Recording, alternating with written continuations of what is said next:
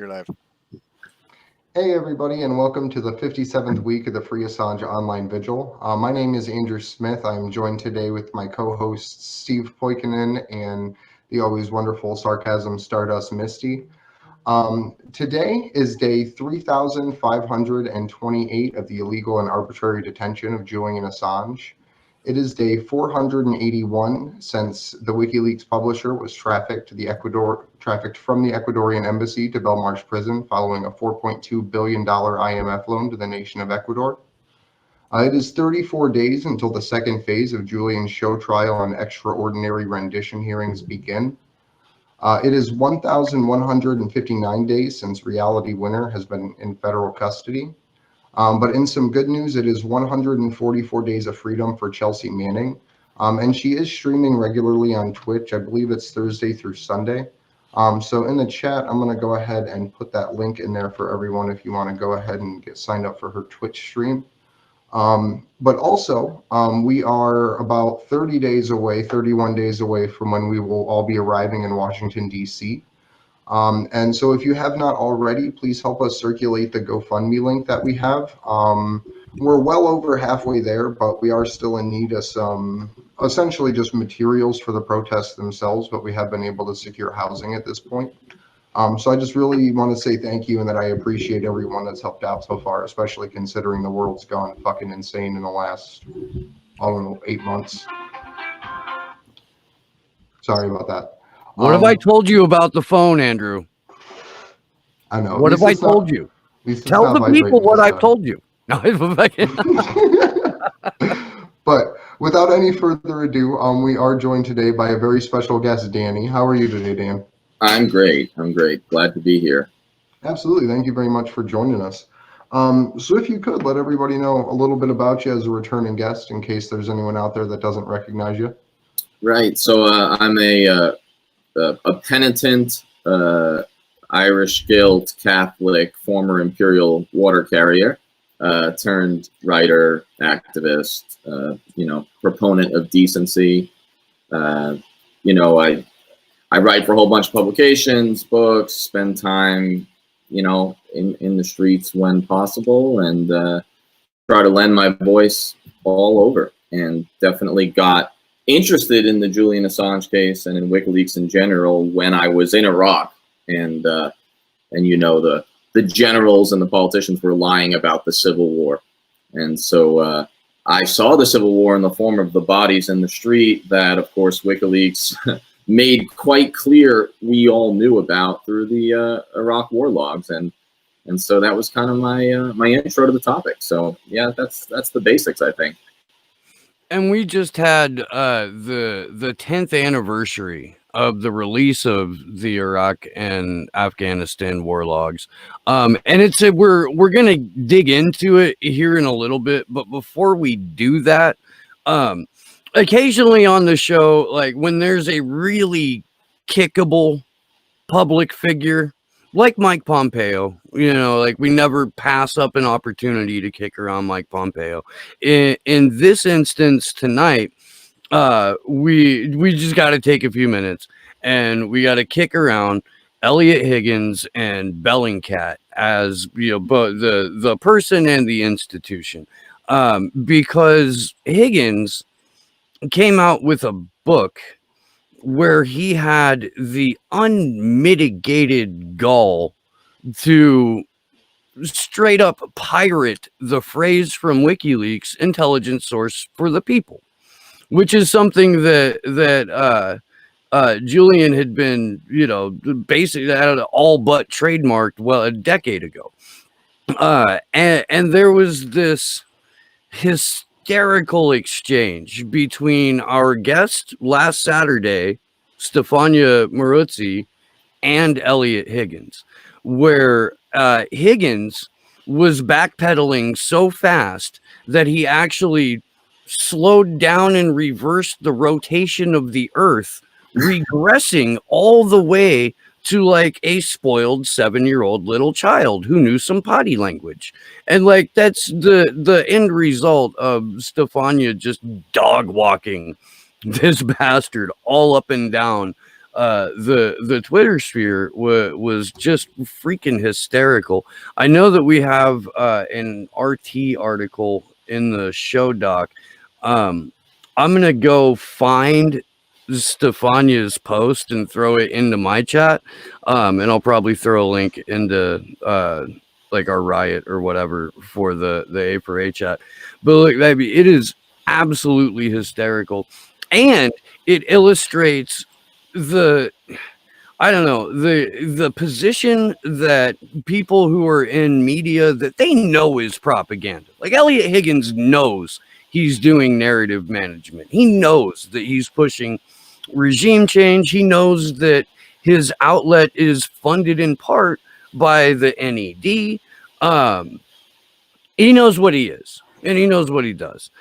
So to watch him like try to play coy or try to be like, I'm a real journalist, you know.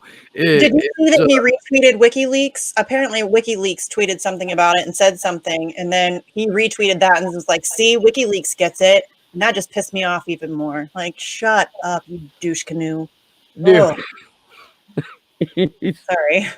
No, I assume you have some thoughts about Bellingcat, Danny. I would like to hear those. Well, not sharing.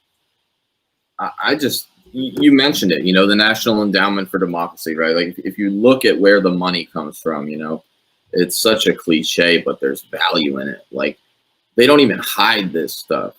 These are the folks, of course, who've been behind regime change after regime change and just, you know, smearing anybody who smacks of anti-establishment or not from the establishment, marginalizing these candidates, calling for, you know, more intervention in Syria.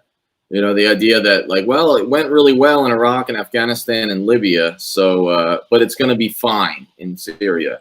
And so just the gall to take that line and then to throw a fit about it.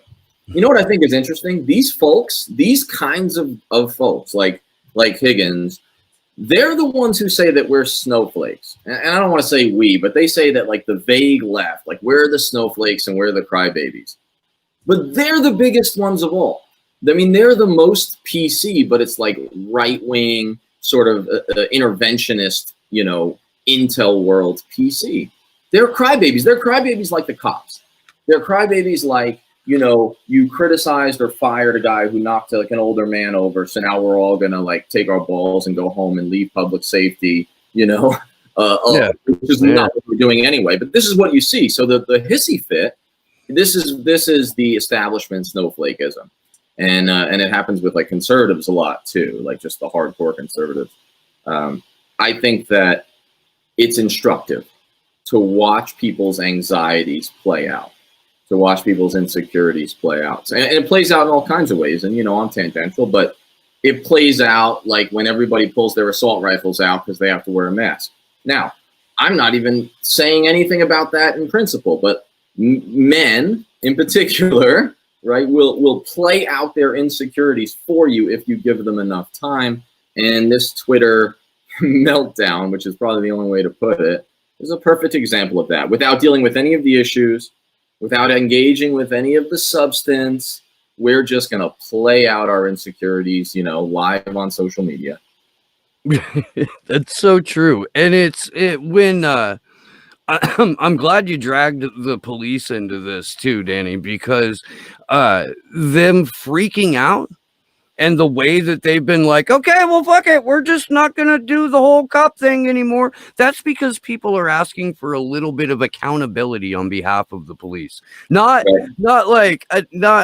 okay, you all need mandatory psych evaluations, or not, okay, could you, you know, change everything about the way that the police department works, which there are some people asking for, and that's a valid thing to ask for. But just asking for a modicum of accountability sends a disproportionate number of police officers into a fucking just diaper filling rant that is it shows you that they know what they're doing is wrong. It shows you that they know that they are in a position of authority that is very, very easy to get away with abuse, and they enjoy the ease of abuse that they have. Well, I think.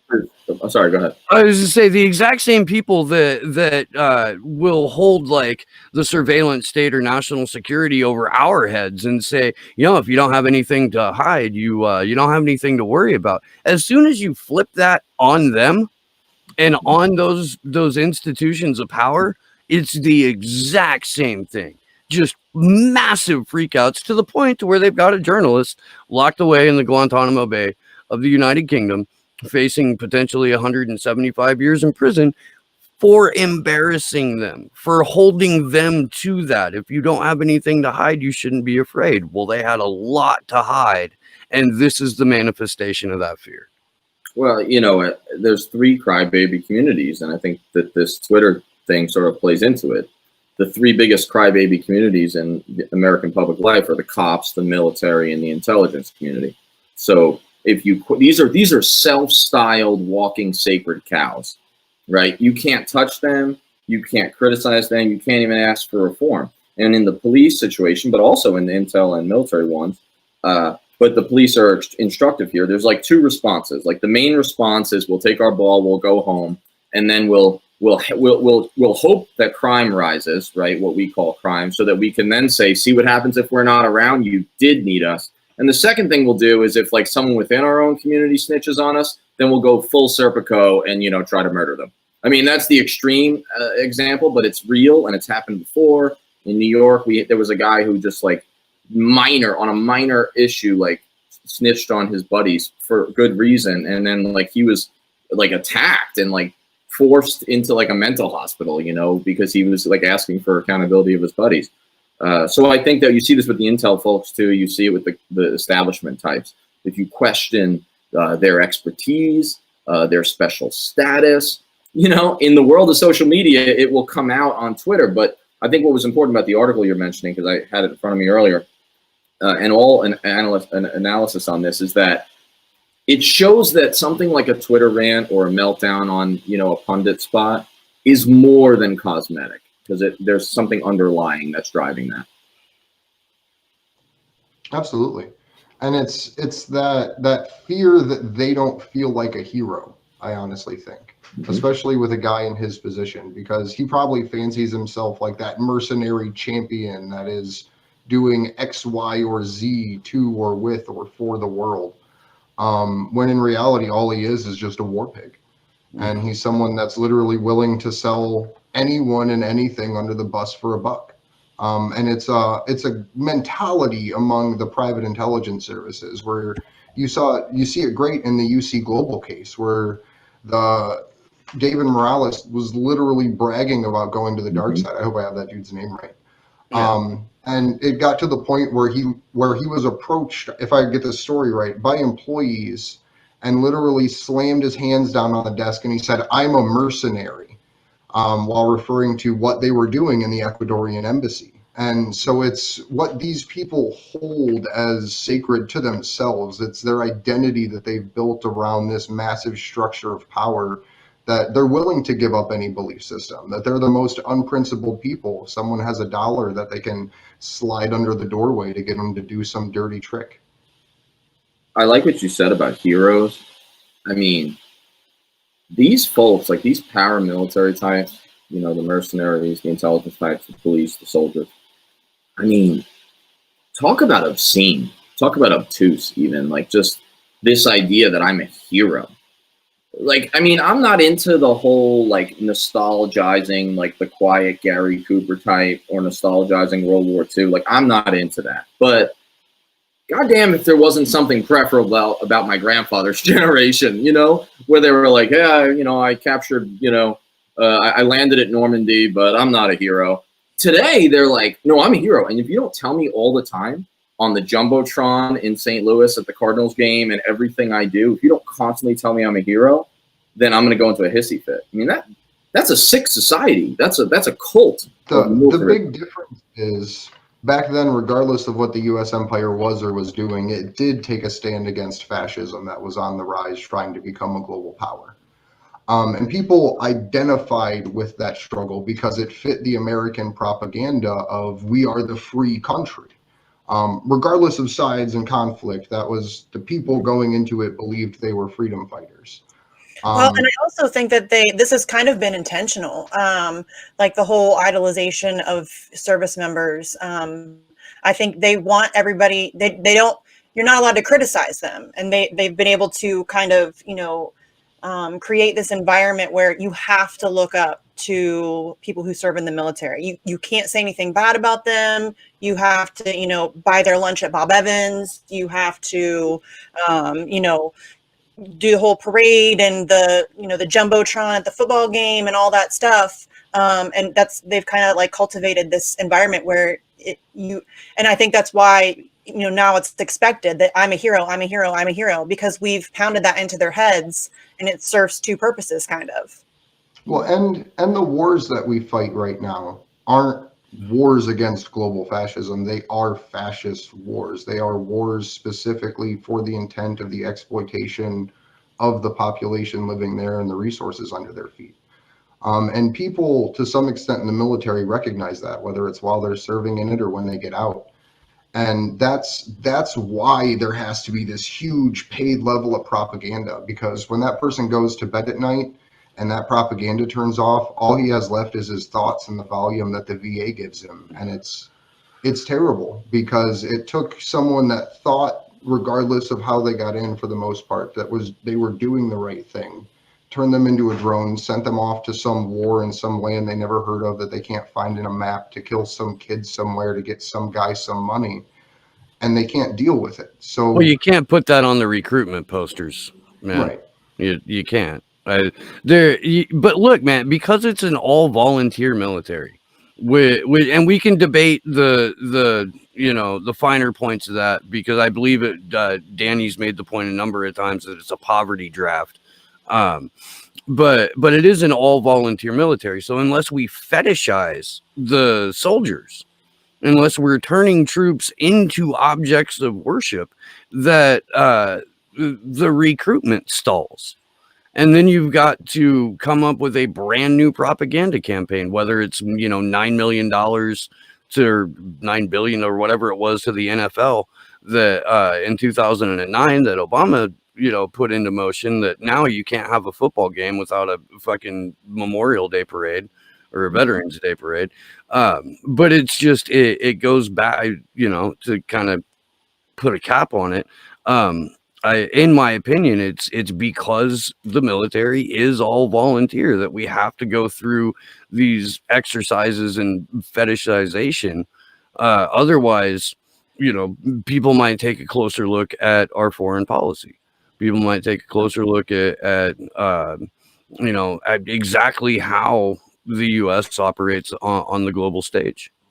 If I could just add one thing to that, on all three of your points, this cult of adulation is more than symbolic. I mean, it plays of soldier adulation and cop adulation and CIA adulation, because now that's the Democrats' favorite organization suddenly. Like they never heard of the Church Committee, which didn't even go far enough. Like I thought he was a Democrat or something, or maybe not. I don't know. But anyway, but this cult of adulation, it plays on the existing original sin of the soldier, which is self-righteousness, right? We always have to be aware of it. It's there.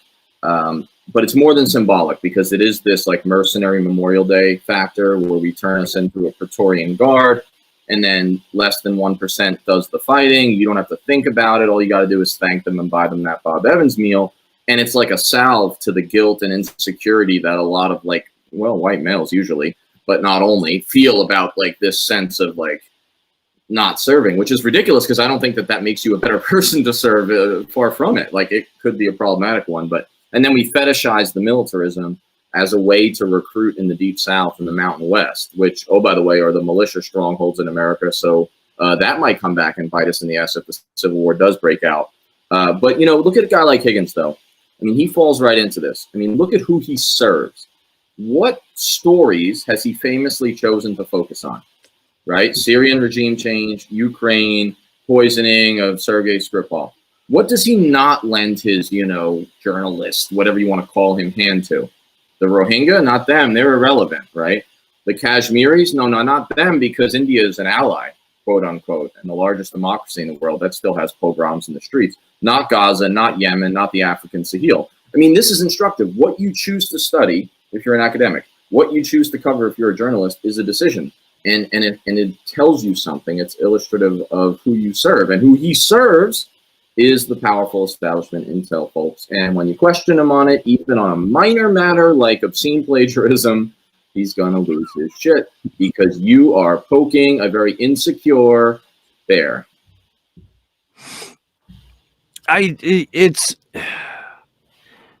seems like a participation trophy mentality to me when somebody actually gets called on their shit, especially when the only reason you have a job is because you unquestioningly try to manage the narrative. Like, and I don't know Elliot Higgins personally, you know, I doubt I'll ever have an interaction with him, you know, one-on-one, but based solely on his behavior on Twitter, not just yesterday, but for the entire time I've had this account, you may as well have like punched his mom in the face the way that he's acting over this.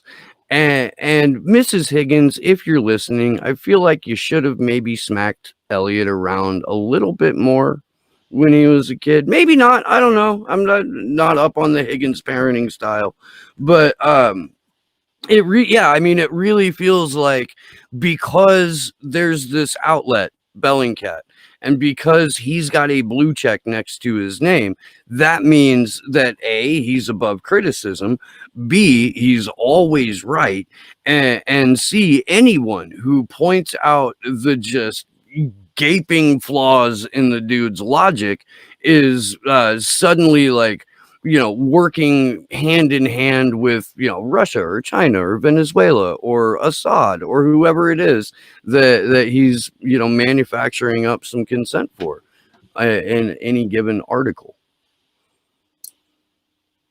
And on the cosmetic and silly side, on the petty side, I mean, he's got a punchable face as well. I mean, let's just be clear about that. And in that sense, he fits with Pompeo, who I'd be remiss, and I know you want to talk about him. He is my nemesis, as some people know. He's probably never heard of me, but I spent a whole lot of time thinking about him. And in my less admirable, mature moments, you know, I've talked about wanting to physically fight him on live television over Twitter. So, I mean, am I better than Higgins? Maybe not always, but in my defense, they both have extraordinarily punchable faces. I would buy tickets to that fight, you know. You know what I mean? Like two West Point grads facing off. One is, you know, one has like a modicum of morals, the other is powerful. You know, whatever. I mean, we'll have Trump be Don King. It's like a very WWF thing. It's perfect. Well, you got to be careful because Pompeo may have been taking his dog food, so he could have stepped it up a couple notches. Right? Yeah, he's got the raptor on the side. We should try and find that just to roll it by the end of the vigil, the clip of the Italian journalist giving Pompeo the bag of dog food. It was wonderful. Oh, I really appreciate that. But real quick, this week's call to action is the same as last week's call to action, and it is joining with our Australian brothers and sisters that have gotten multiple city councils across Australia to come out in support of Julian. I put the link into chat for everyone. You can also find it on actionforassange.com if you're watching this later. It's week 56 still for the action, but it outlines what the Melbourne City Council passed in support of Julian, which is a great tool to provide for a city council to pass in and of themselves, because most times they just lack the creativity to put something like this together. But also it has a letter that shows a lot of the cities throughout Australia and different city council people and different communities that have come out in support of Julian from a municipal level. So there's probably only one meeting left, one city council meeting left before Julian's rendition hearing starts in September. So if you could, just while you're watching, pull up another tab, put us in the little bottom of your phone, and get the names and the email addresses of all your city council people together and send them an email. because it really could make a big impact. And at the very least, it puts the city council on blast to say, where do you stand on issues that actually support our community? And also, while you're at it, you should probably send a letter to Julian too, because, Absolutely. I'm sure he could use some friendly words, Not that he can write back because they glued the keys to his keyboard down. Right. I don't even know if he's getting his mail, to be honest with you. Yeah, no. No idea for sure, but So, I mean, we have to do something, I guess. we do have, and it's probably way easier just to talk about it than to actually pull it up, but Stella Morris, at Stella Morris 1 on Twitter, put out an article or tweeted out an article from the lawgazette.co.uk, which essentially outlines how people are having to wait over a month to do a video conference with their lawyers or representatives, because essentially they're just telling people, well, all the time slots are full. So for you to actually meet with your lawyer, then you're going to have to file this time slot, wait a few months. Your trial will probably already have passed, but at least you won't have caught COVID. And that's the situation in the UK right now. And we knew from what we had talked about on Saturday that according to the National Health Service of London, that Belmarsh Prison has been COVID-free for a few weeks. I'm not sure if you can believe them or not, given the situation and the circumstance and everything, and considering that there was people that died inside of Belmarsh with coronavirus. So just to make mention of that, and I hope Julian, with Belmarsh being cleared, actually has the ability to meet with his lawyers and meet with his family on a more regular basis now. Let's process that for a minute, because we're supposed to, like, it's a cornerstone of our legal system and the UK's legal system for people who are facing a court date to be able to confer with their legal team. And this is something that Julian hasn't been able to do since like March. And this isn't just some court case. This isn't like you got caught speeding. Right. This is the United States government. There is no bigger court case. There is no bigger battle. Like that's some intense shit. And he hasn't seen his lawyers in, is it 18 weeks now, I think? And if it can happen to Julian, if it can happen to the most high-profile prisoner publicly in the world, where they can say, well, you can't meet with your lawyers. We know everything's cool, but you got to wait insert period of time until the conference room is cleared. Then it can happen to absolutely anybody. Well, and when he was speaking to his lawyers, they were bugging it. So he didn't even have, attorney-client privilege. They were spying on him the whole time. And we're supposed to take this court case seriously. Like, it shouldn't just be thrown out on its face. It's ridiculous. It's a completely ridiculous case. And it's bizarre to me that it's even like being allowed to continue. It's such a farce. Well, I think that you brought up something important, though. This is the U.S. versus Assange, right? So like the United States is in it. But what's funny about that is, 18 weeks without a lawyer, all these other just ridiculous farces of legal restrictions. I bet you John Wayne Gacy had less restrictions, and Ted Bundy, because the real crime of Assange, from my perspective, and I think that what this demonstrates is the thing that upsets them most is not mass murder, right? What upsets them most is if you embarrass them, if you expose them. That's when they will really come for you, more than if you could be a serial killer. You'll probably get more rights. Oh, absolutely. And you'll have TV shows made about you. You'll be glorified on every mainstream media outlet with your name put in every bottom scroll and pasted on every CNN page talking about how you did it and where and when. And well, I mean, you can just look at the fact that Julian had to sit behind some crazy Hannibal Lecter plexiglass cage thing when Dennis Rader, the BTK killer, there's video of him standing in court next to his lawyers describing in great detail all of the ways he murdered people. And Julian wasn't even able to sit with his lawyers. So, and he's an intellectual. He's a publisher. He's a thinker. He's not Dennis Rader, a serial killer. who tortured people. You know, like it just that the fact that he had to sit behind that ridiculous plexiglass, whatever the hell that was, is so obviously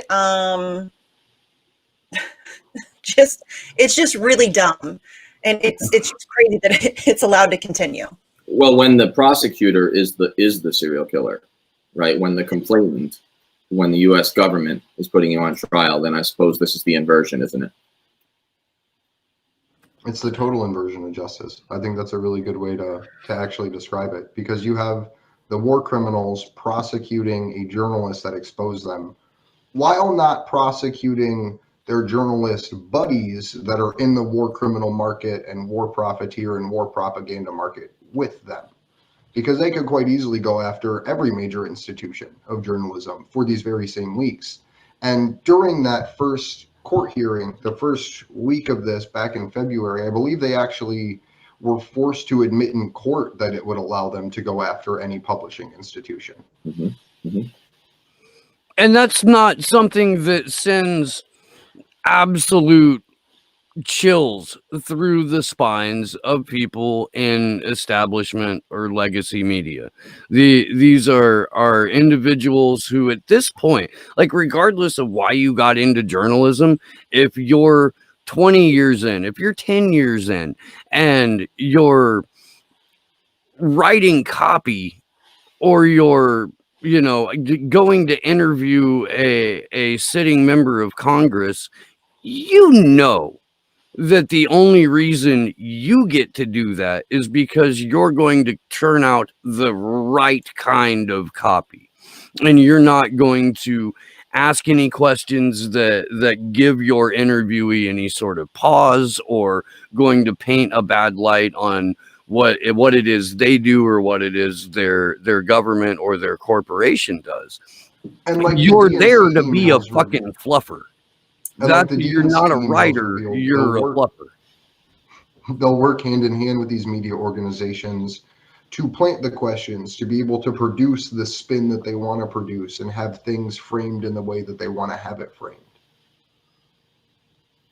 You know, I used to say, I think I wrote in an article a while ago, I used to use that like old cliched quote about the Nazis. You know, first they came for the socialists, then they came for, you know, whatever, and then they came for the Jews. And when they came for me, there was no one to defend me, because no one, you know, they were all gone. And I used to say, like, oh, you know, first they came for Assange, and then maybe they kind of went for Max Blumenthal, and someday they're going to come for the New York Times and the Washington Post, and won't they be sorry? And I realize how naive that is now, because like you guys are saying, the New York Times, the Washington Post, they work for the state in large part, and they're complicit. I mean, they're mouthpieces for the State Department, which is a mouthpiece for the CIA. I mean, this is how far along we've gone. So they're not scared that first they came for the socialists, then they came for the Jews, and then they came for me, because they know full well that no one's coming for them, because they won't expose themselves, because they're not real journalists. And that's a problem, because now we need regular people who are being misinformed by those, you know, media pundits about the situation that we find ourselves in. And this is really more about our ability to hold powerful people accountable.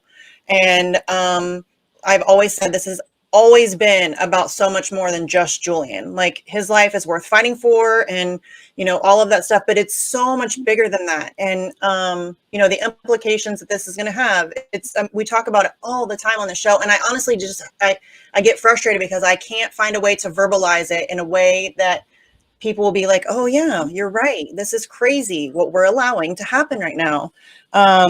So yeah, this is, and it's not just gonna, you know, come for, you know, the Jimmy Dores or the Kyle Kalinskis or the Tim Blacks or whatever. This is coming for anybody who dares dissent. This has been a slow roll, and it's not just this. They've, you know, attempted to make protesting illegal, and this has been a slow build attack on free speech and a free press for a while now.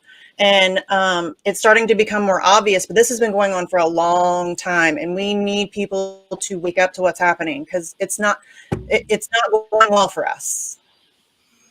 There are people right now in 2020, there may even be people who watch this vigil who don't know who Gary Webb was or why Gary Webb was assassinated. And that was what, 95, 94 maybe. I mean, there's a book by Joel Whitney called Finks, and I've talked about it before. It's the subtitle is How the CIA Tricked the World's Best Journalists, and it goes through not just recent history of intelligence apparatus intrusion and narrative management, but it goes all the way back to the OSS days, and just kind of walks you through exactly how the United States government and the intelligence agencies that call the shots for the United States government operate through the press. And like, I have a very high amount of confidence in this audience not to fall for that. But man, you get anywhere away from, shows on, I get, digital platforms, because you're not really going to find any of them on TV, but you get just a little bit away from shows where the national security state is discussed, or intelligence agencies in general, Julian Assange, these things. And then you find that independent media is largely made up of people who want to be pundits. They want, this is a stepping stone for another job. And like, you really have to be careful, and you really have to pay attention to where you're getting your information from, because more often than not, it's somebody trying to sell you something that was baked in Langley. Well, and it starts with the small stuff. If you want a scoop and you're at a big paper and you're always competing, right? I mean, you're constantly, fighting to start on the ball team. And if you're like at the Boston Globe, you're in AAA fighting to get to the Post, or to the New York Times. If you're in that situation, then you need the scoop. And the intelligence analysts, right, or, intelligence sources say, or whatever punch is packed behind the comma and the headline, they're not going to feed you the story that you need.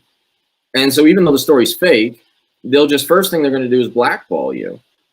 And then the next thing is, if you find a way to do it independently, I mean, without, I mean, you get yourself in trouble with saying stuff like this in my position, but like, things happen to you, right? You go to jail, bad things happen to your personal life. Sometimes you're found with 2 shots in your head and it's suicide, right? So if you the first thing is they just ignore you, and then they blackball you, and that's enough most of the time. But if you're, other folks, and I'm thinking Gary Webb, I'm thinking Michael Hastings, I mean, there's a lot of folks, bad stuff happens. Or you're in Julian Assange's situation and they blackball you again because they don't even report it in the mainstream media.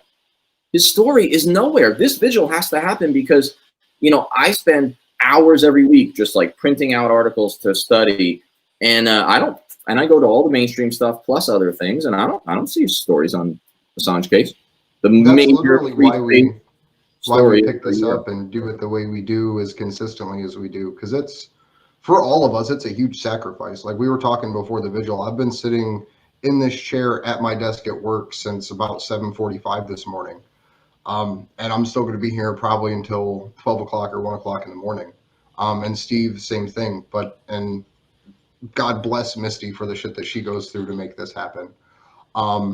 But it's just something that has to happen, and that's something that I feel like other people that make videos and put out content don't really understand, is that once this is gone, their ability to make money from this is completely gone. They're not going to be independent media anymore because we've already lost the internet as we know it. It's just, well, I think though, Andrew, it's possible though, how we were talking about how, the people at the New York Times and the people at MSNBC aren't scared. Some of the people on the left and independent media aren't that scared either, because they're hoping to get there before it goes bad. You know what I mean? And I mean, I don't know how many. I can't pretend to know like what somebody's intentions are. But it's just and some of it. I appreciate the hustle. Like I understand that, we do live in society where you need to make money to survive, and you know, if this is how you got to hustle, I get it, but we need more people out there just talking about the shit that matters, no matter how many clicks they're going to get for it, or you know, if their subscribers, you know, stop donating as much or whatever. Like media needs like a complete overhaul. And independent media has, I mean, I've talked to Steve about this a few times. It's endlessly disappointing. They're not talking about issues that matter. They're not talking about the things that matter or the things that need to be done. They're still telling you to vote for Joe Biden and things will be fine. It's so ridiculous. This is like the independent left media, and they're telling people to vote for Joe Biden. It's so ridiculous. To his credit, and for all the shit that he's taken for it, Jimmy is finally caught up to 2018.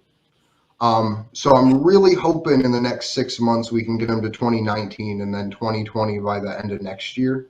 So that way we can have a real conversation. He's come a long way in a short distance. I don't know him. I've never spoken to him, but I think that when Tulsi endorsed Joe Biden, that snapped something for him. And it was like, he like shut off like a rocket. And ever since then, he has really radicalized quite a bit. And he's done a great job. I don't mean that as like a derogatory thing. No, but there was a whole group of people back in 2016 demanding what he was saying about Bernie and saying those same things that were getting slapped down by the people that Jimmy had built himself with. Yeah. And then it even goes to the anti-Ocasio left and all of those people that were like, all of this is bullshit and a charade, most likely laundering money. And that's what it turned into. Well, I mean, look, if you looked at it critically, or you looked at it, I don't know, cynically, not that I'm encouraging that, because you know it's not that much fun. But if you looked at what the Justice Democrats were or what AOC is, you could have spotted that a mile off. But the thing is, like, left media is successful. Even the people who are just, you know, even the people who are like, oh, but you should vote for Joe Biden. It's successful because there was such a wide lane for people to deliver some sort of news from that perspective. And progressives, almost to a one, are gullible as fuck. Gullible, because they all watched what happened in 2016 and went, yeah, I could double down on that. I could go for that again. And maybe not, but you know, Tulsi Gabbard, who is still running in that party, I could throw some time and money into that.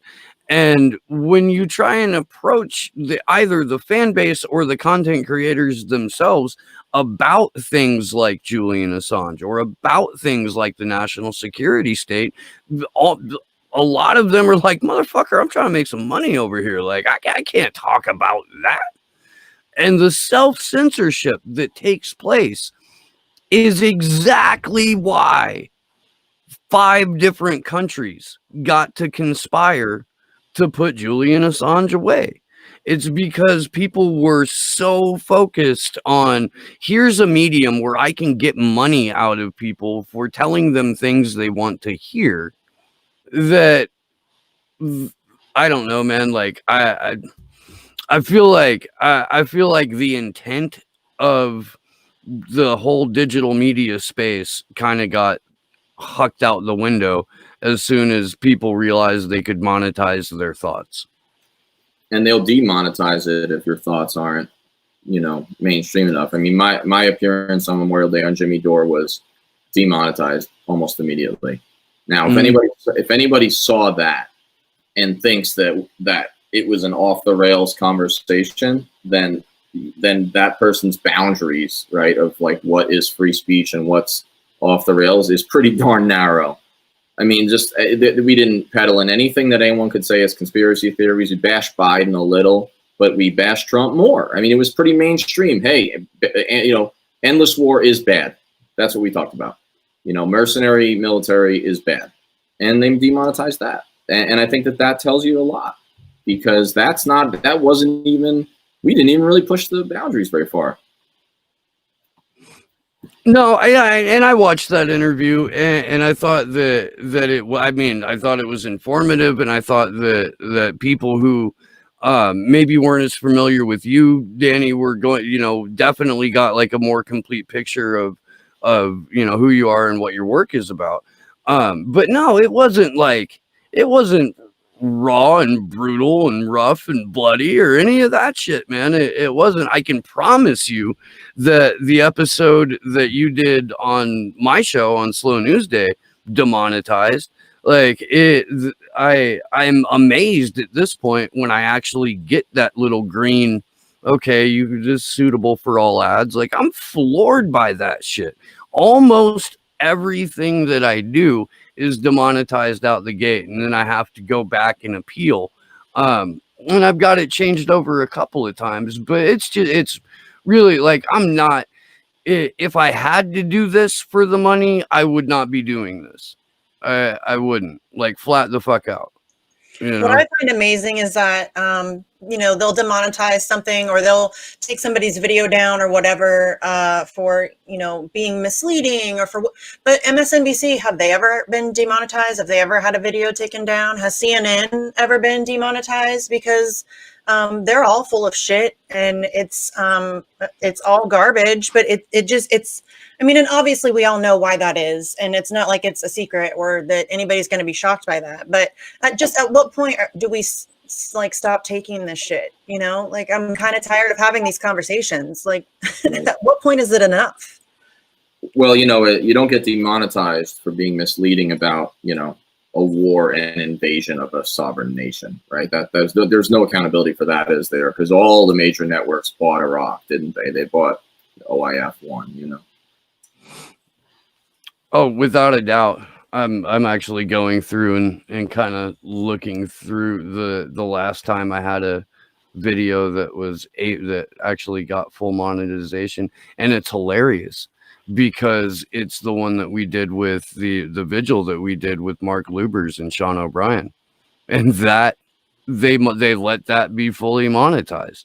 And we had on a named member of Anonymous, and one of the guy who I don't know if you know Sean O'Brien or not, Danny. He's a wonderful guy that runs Privacy Safe and is a lecturer at Yale for cybersecurity.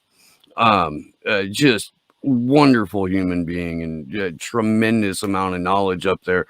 But like, I'm surprised that has monetization on it. I really am.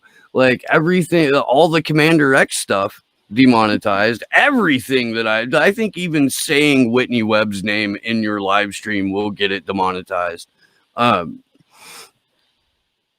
we know, we know why. We know why. And if we had, Andrew made the point earlier that we basically already lost the internet. I don't know if I'll go that far yet, but holy fuck, are we close? Yeah, we are definitely close. And that's why I keep telling people, if you have a webcam, or if you have an extra hour or whatever, be the media. Like, we really do need everybody to just do whatever, like, tell the stories. As I don't know, you guys know I'm like a big believer that narrative control is a huge part of the battle that we face. And the only way I can think to overwhelm it is to just get more people out there talking as much as possible. I don't know what else to do. Well, it's all about using the audiences, or using the content creators that already have audiences that don't generally get exposed to truthful information. Well, not truthful information, I said that wrong, but to information which is counter at a large scale to the narrative that's going on right now. And I think one of the big reasons, and big, not reasons, but ways that you can see this, Shoe on Head, I don't know if everyone knows who that is. She's a content creator. She recently released a series called Hell World. and immediately demonetized, audio ripped from YouTube. And her audience had never been exposed to that level of censorship before, or that level of attack from a major media platform, where they can't even watch the video of the content creator that they've seen for, I don't know, 12 to 15 years.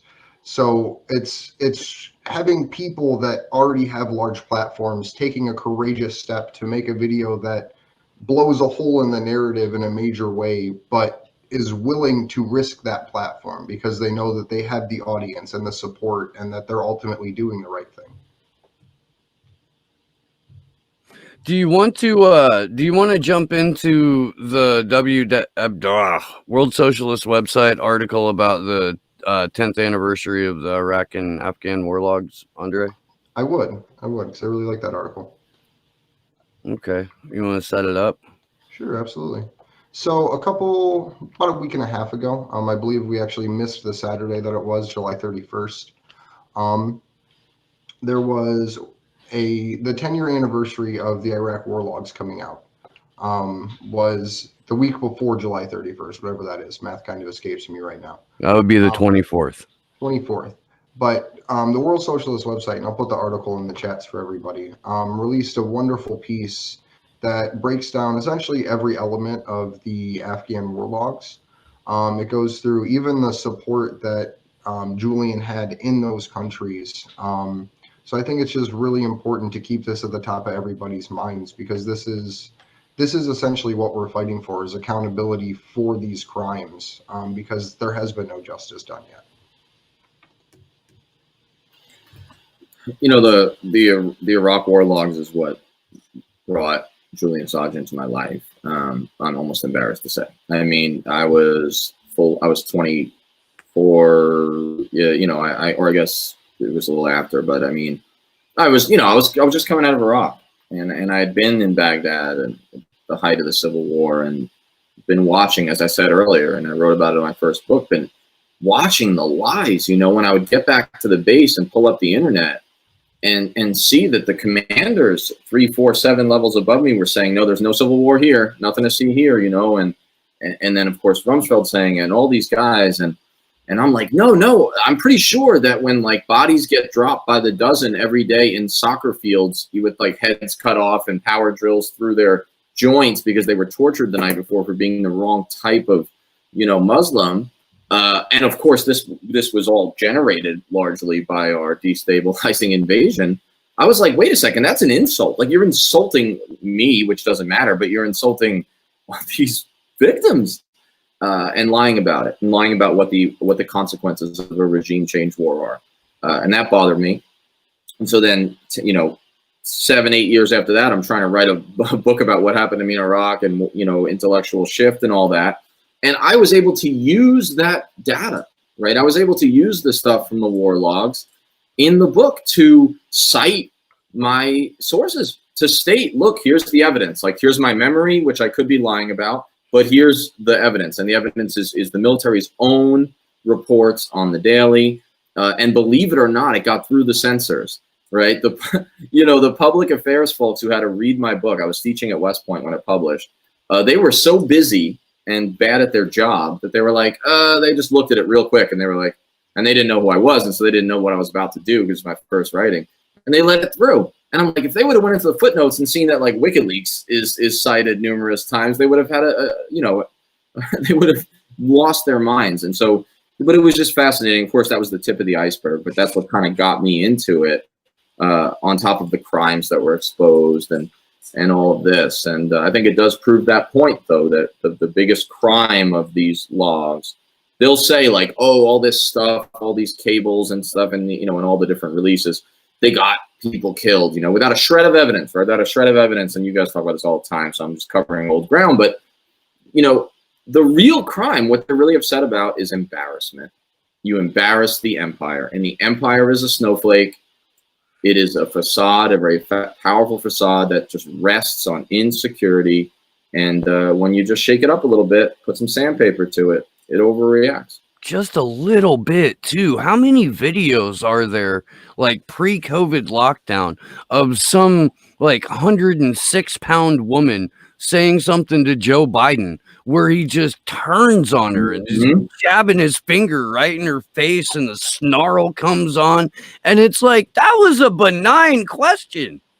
You know, I'm asking you about something that you wrote and voted for, and that's somehow beyond the pale. How dare you question him, peasant? Right? No, Joe Biden's a man of the people, right? He's Delaware Joe, he's Amtrak Joe. I mean, his hands have certainly been on a lot of people.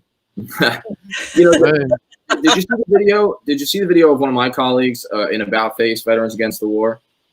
Asked him very politely, very politely. He was like, very careful not to be combative because he knew there'd be overreaction, didn't want to look like he provoked it. And he asked about like the Iraq War, and he said, like, listen, you didn't just vote for it, you championed it, you cheerleaded it, and like my brothers and sisters died, and like I don't understand. And Biden got real frustrated, and his reflex, talk about this is gross to me. Biden says, and the video's all over, he says, well, I lost my son too. Yep. And the vet, like this colleague of mine was like, what? No, I know, I'm sorry about that, but like, I'm not sure it's related, and he didn't die in Iraq, and like, there's so many confusing things about you going to that. And then, he gets further and further angry, and it's like, don't vote for me or whatever. Like, but I just thought that was instructive, that he goes to his own like victim place, like, and it is horrible to lose your son, and no one was questioning that, but it's like unrelated to the question at hand, and the fact that he like throws it out there, especially because his son was like vaguely military, you know what I mean? But like he was in the military, but like it's not like he was out like just pounding the sand, or that he was killed in Iraq. That was the question at hand, and it tells you everything you know about Biden's character, which is really problematic. And by saying that, I'm not saying Trump has a wonderful character, but you know what? I'm done with those caveats because I'm sick of that baiting. Right. I have to. I almost weekly. Whether I'm talking with friends or whether I'm acting, or if I'm having a conversation on Twitter or something, the qualifiers. I'm done with the fucking qualifiers. It's so annoying. All you have to do is get to know me for about 5 minutes, and you are going to understand completely that I am not a Donald Trump supporter, nor am I a Joe Biden supporter. I can't tell you how frequently I will, comment on something on Twitter and somebody will say, okay, MAGA. And I'm like, it takes a 3-second look at my timeline to understand that that's not even almost the case. No, I don't support Biden. It literally takes 5 seconds to look at my timeline. It's not like I hide it. It's not like I'm secretive. It's just the black and white mindset where they can't even imagine this gray area where that all the politicians suck and we're all fucked. It's such a team mentality where they think they have to pick a side and rah-rah. And it's so stupid. No, they're all useless and none of them care about you. And it doesn't matter if it's Biden or Trump. They're all pieces of shit who are going to start more wars and steal your money and destroy your kids' future. Go team. Hey, Steve, I'm going to have to, I'll footnote you, but I think you gave me an idea for a future article that you'll probably see. I'm going to call it Farewell to the Qualifiers, forever. And it's awesome. It's going to be a stream of consciences rant. So thanks for that. But I enjoy those. I do. I'm a fan of your writing. I am. I enjoy it. We do have a question for you, Danny, in the chat from our buddy Drufus. He was curious as to how filtered your internet access was when you were enlisted, and the example he used was, could you look up WikiLeaks from a base laptop? Yeah, that's an important question. I never tried, I'm sad to say, like from a base laptop, especially overseas. I will say this though, later when I started, later you couldn't get to it. Okay, so I'm speaking now at the end of my career, the last few years, like 2015 to like 18, when I'm like writing prolifically on active duty and getting in some trouble. Not only could you not get something like WikiLeaks, I'll give you another example of how crazy it gets.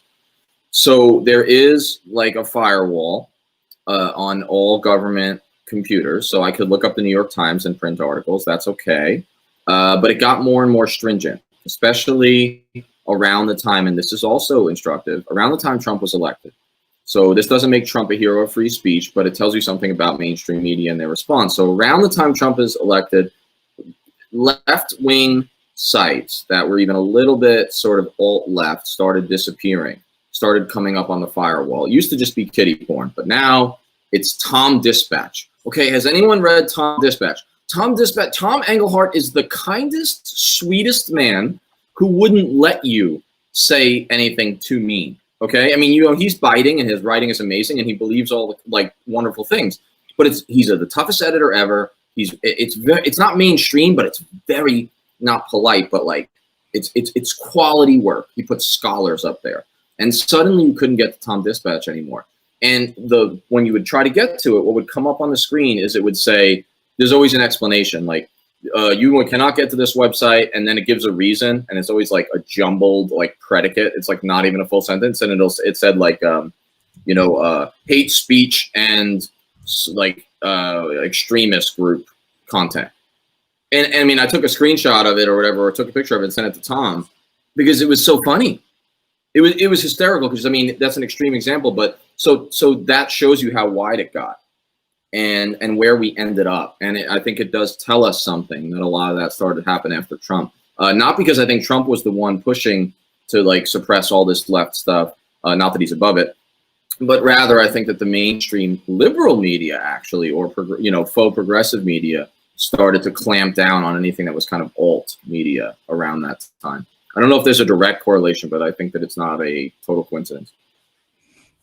That's noteworthy for sure.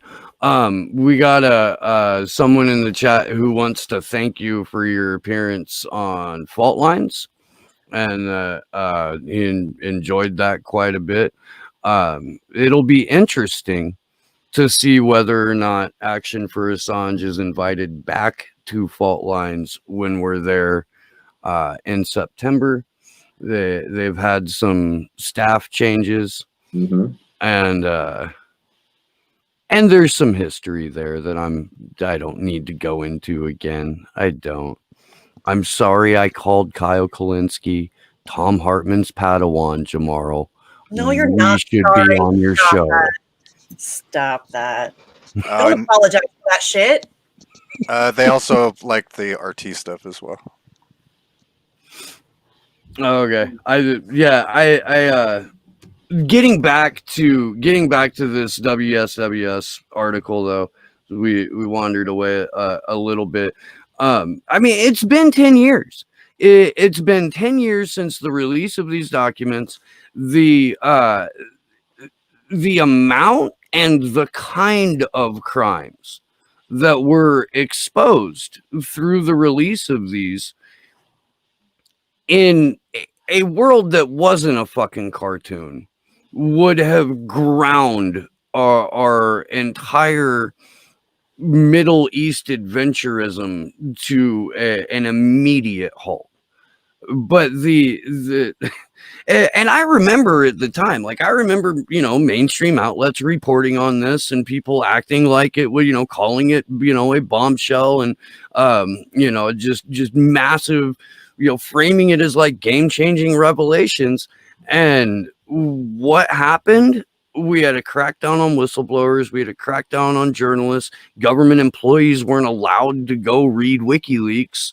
It was blocked from U.S. government-owned computers, and they simultaneously pretended it never happened while ushering in some of the most over-the-top propaganda that I think any generation has been exposed to.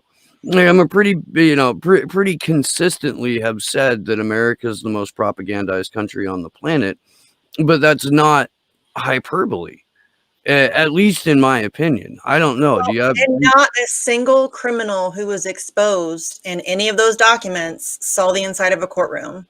The only person who has is the two people that exposed it, and that's the society that we live in. That's so depressing. That's the only thing that's come of it. Nothing else has changed. Just Julian and Chelsea have been you know, destroyed as human beings. It's ridiculous.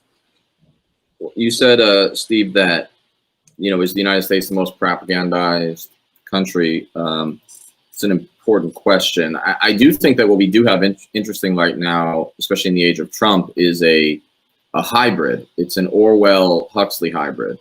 And the lines aren't perfect, but if to some degree the worst aspects of Trumpism have an Orwellian flavor to them, the more direct censorship, then I would argue that the establishment, quote, liberal media does have a Huxley feel.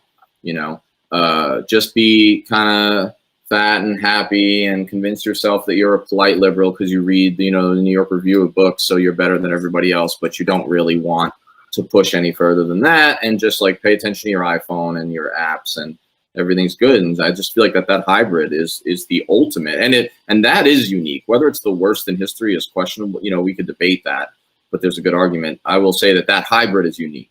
Some of it's technological, but some of it is like a political system's evolution towards this monstrosity that we have today.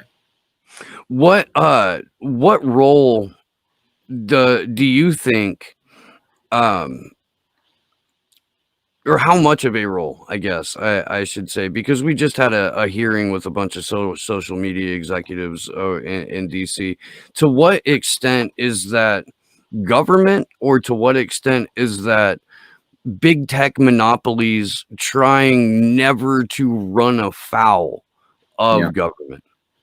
No, I think that's interesting. It's both. I think a lot of times you see self-censorship in anything involving journalism or the technology that helps, facilitate journalism.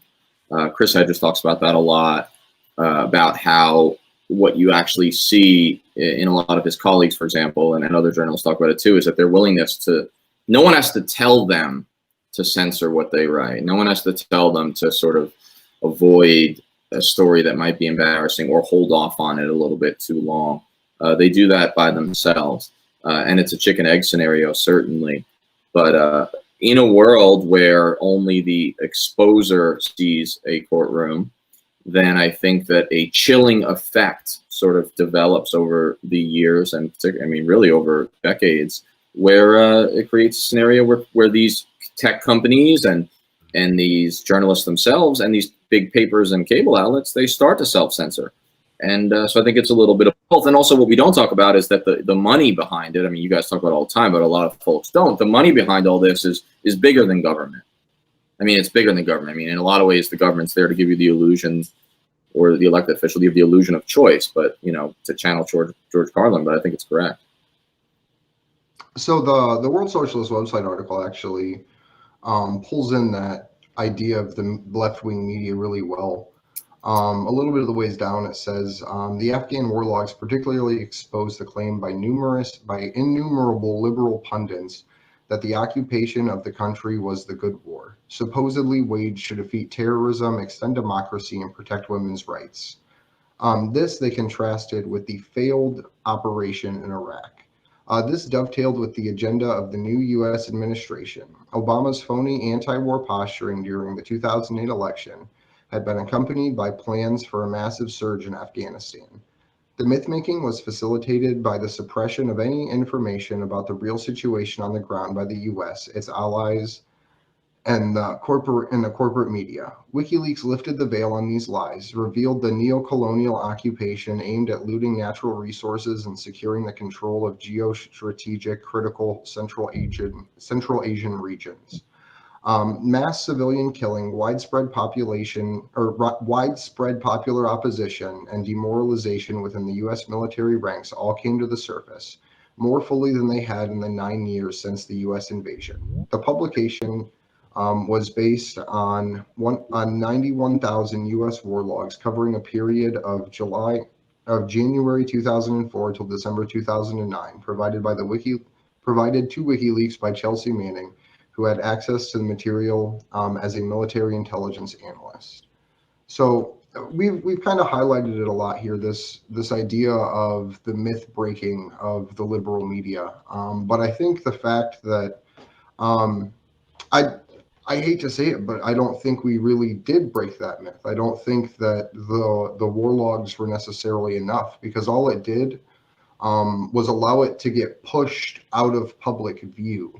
And the only thing that people see about the military is the parades and the NFL shows and the commercials with the good soldiers and all the bullshit.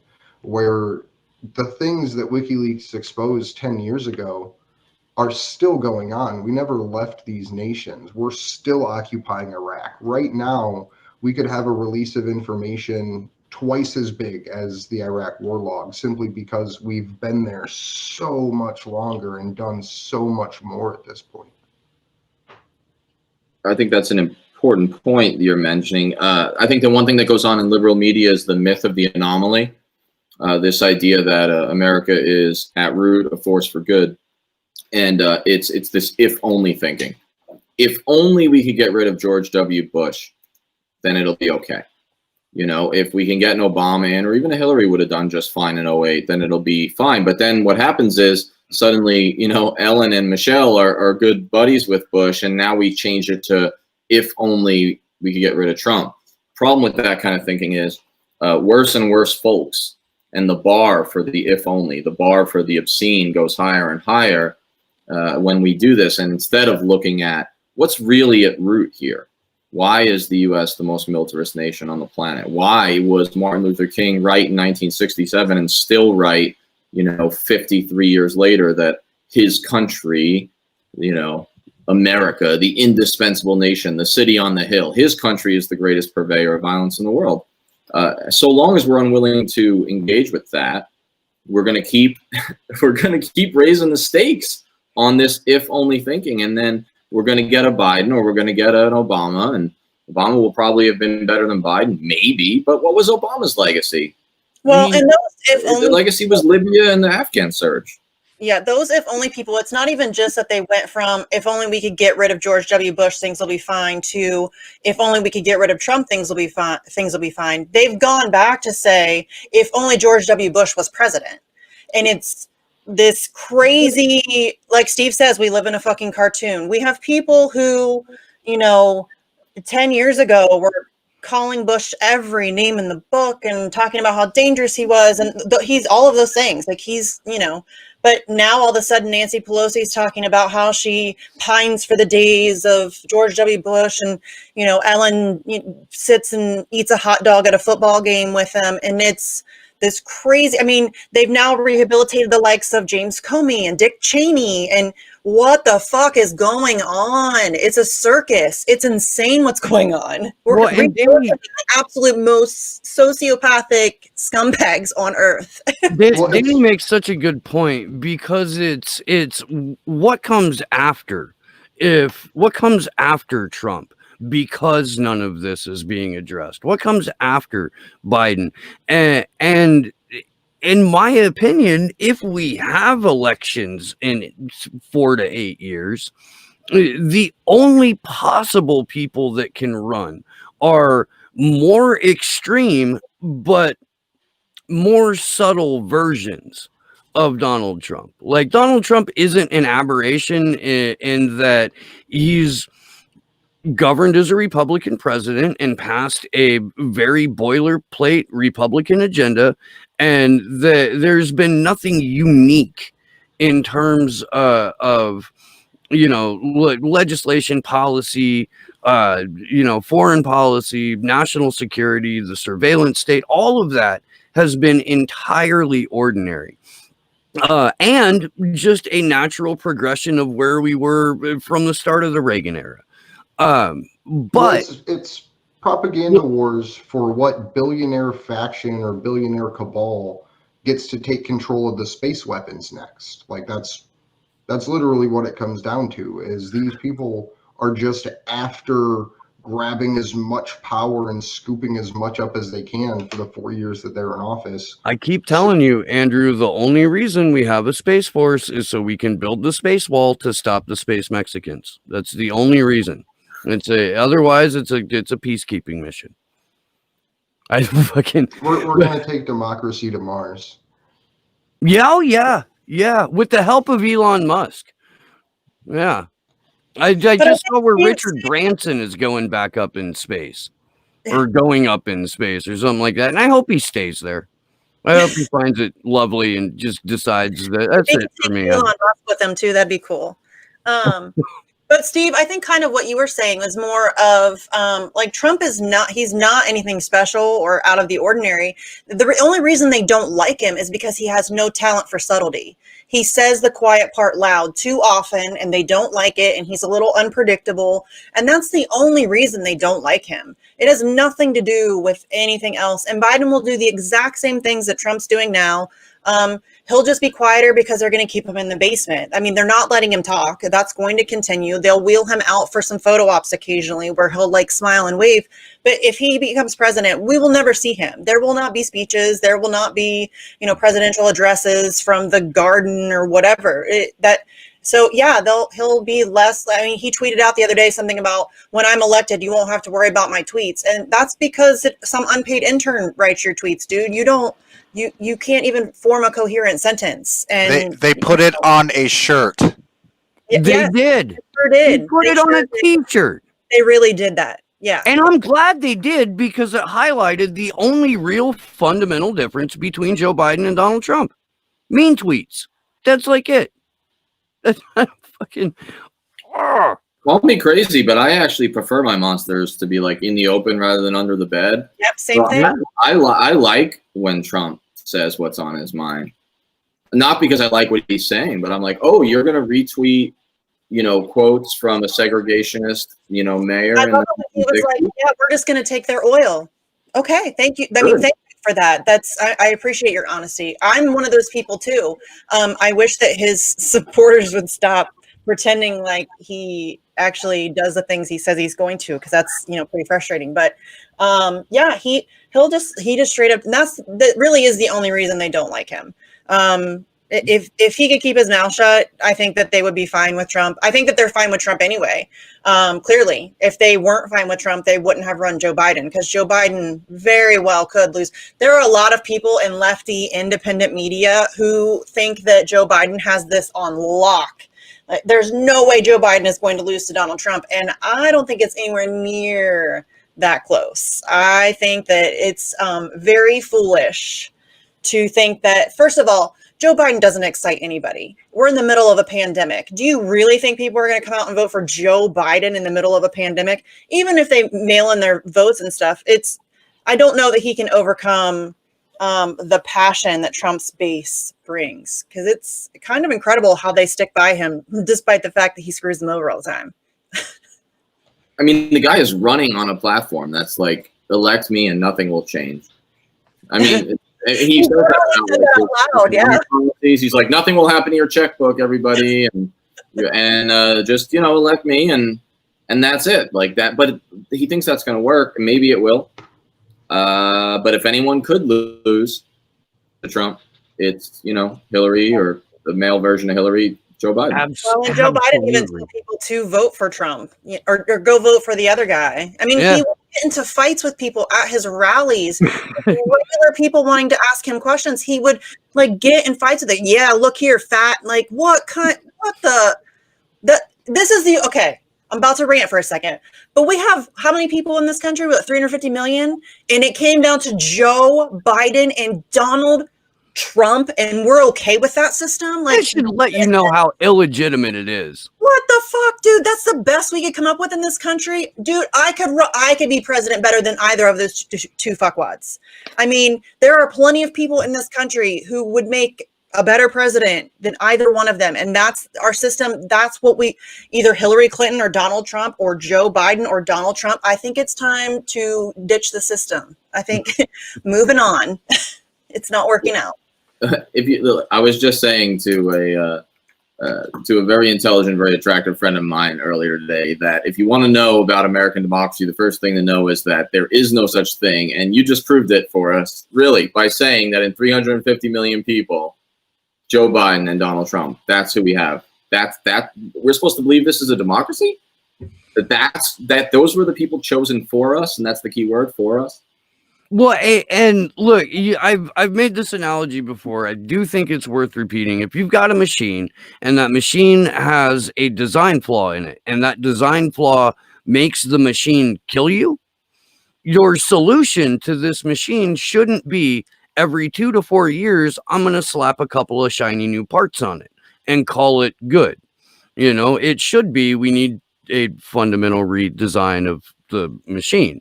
And yet it's so mind-numbingly difficult to get people, even people who are like not necessarily rah about the Republicans or the Democrats, but my libertarian friends, my friends that are Greens, my friends that are supporting a few other third-party candidates, like they still think that the answer lies within just getting the right person inside of a system that is broken by design, ran by sociopaths and pedophiles, and they're expecting a different result.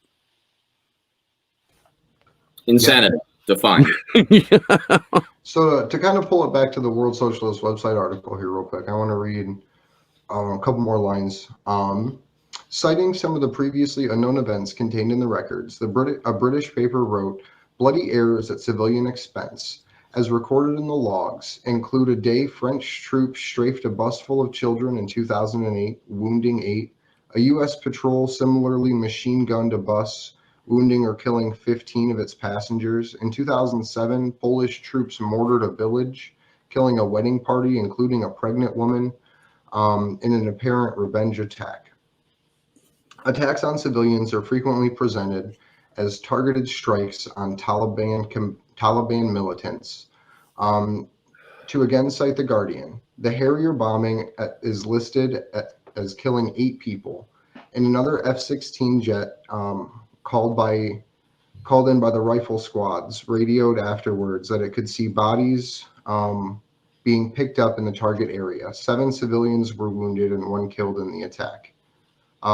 A further Apache helicopter strike outside of Kandahar was claimed to have killed 3 Taliban.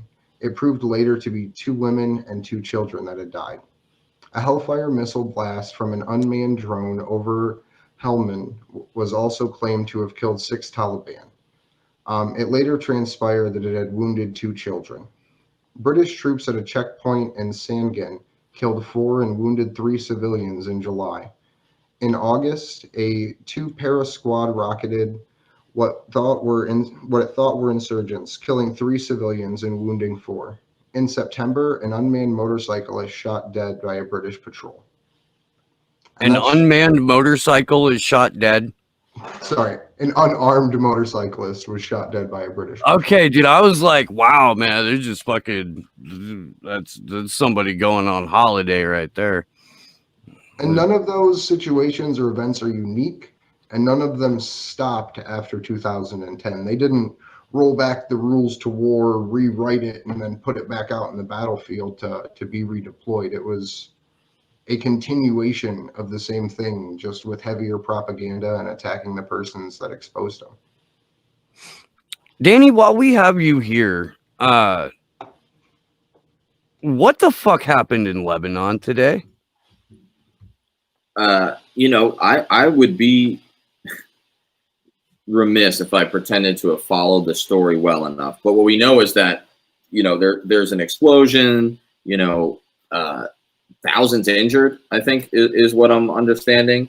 I have to follow this story because I've been writing about Lebanon for a long time and sort of how this system is imploding, and it's just this like tool of all these different powers. I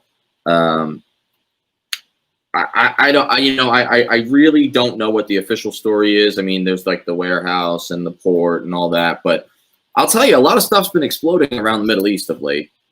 I mean, in Iran, right? And that's pretty clear where that's coming from. But what we know for sure is that there's a lot of smoke surrounding Lebanon. It's been used and abused by all these different countries. It's become sort of a bellwether for the state of the Middle East, because the beautiful thing about Lebanon is it has every minority that's in the Middle East lives there, and it's like a tinderbox that's just kind of held together. And it's a perfect country. If you want to say Lebanon is bad, you point to Iran and say Hezbollah runs it. You know, if you want to say Syria is bad, you say, well, you know, Syria used to occupy it militarily and they killed, you know, Hariri and all that, the old prime minister. Of course, there's a flip side to that as well, because you had these Christian death squads that were fighting in the Civil War, and you have the Israeli influence. So there's a whole lot of stuff going on there. I mean, you know, there are like those districts in Missouri or in other parts of America who all the political sort of hounds follow. Like, as this district goes, America will go, you know, this spot outside of Detroit or whatever. In some ways, Lebanon has had that characteristic for the Middle East. It's often been kind of on the forefront of things. So I don't know. I don't want to jump in on details that I don't know, except to say that, you know, my understanding is that there was, you know, thousands of people injured, and there's a whole lot of and this is the port of Beirut that got taken out. Like, that's how the lion's share of their supplies get in. There's not like it.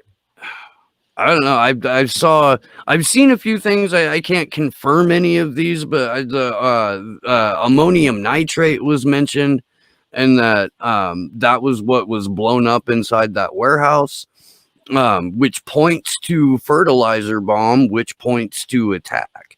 But I can't corroborate that yet, so you know, I'm not going to say with any certainty what happened. It happened just hours after Mike Pompeo, through the State Department, was releasing a number of statements warning about China's entry into Iran and how that will further destabilize the Middle East.